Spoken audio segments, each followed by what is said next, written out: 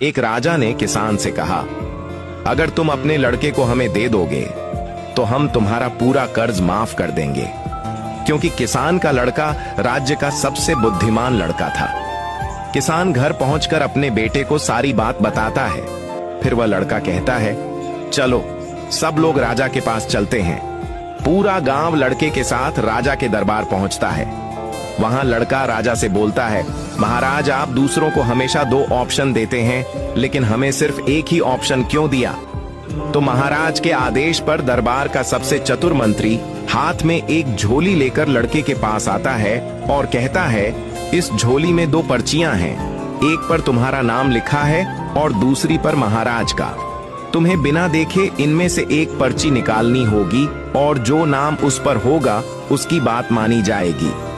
वह लड़का तुरंत समझ जाता है कि झोली में दोनों पर्चियों पर राजा का ही नाम लिखा होगा, क्योंकि मंत्री कभी भी राजा के खिलाफ नहीं जाएगा।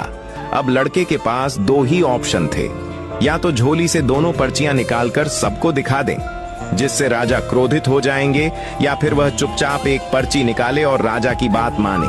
लेकिन वह लड़का घबराता नहीं है, दिमाग से काम लेता है। वह तुरंत झोली से एक पर्ची निकालकर उसे बिना देखे ही फाड़ देता है। मंत्री तुरंत कहता है, अरे तुमने बिना नाम पढ़े ही पर्ची फाड़ दी। फिर वह लड़का मंत्री से कहता है, अब झोली में बची हुई पर्ची निकालिए, क्योंकि वह हारने वाली पर्ची होगी। यदि उसमें राजा का नाम है तो इसका मतलब जो पर्ची मैंने फाड़ी उसमें मेरा ही नाम रहा होगा। इसी तरह चाहे समस्या कितनी ही बड़ी क्यों ना हो, घबराने के बजाय शांत रहकर सोचना चाहिए। हमेशा अपनी बुद्धि का उपयोग करें, क्योंकि हो सकता है कि समाधान आपकी उम्मीद से परे एक अनोखे तरीके से मिल जाए।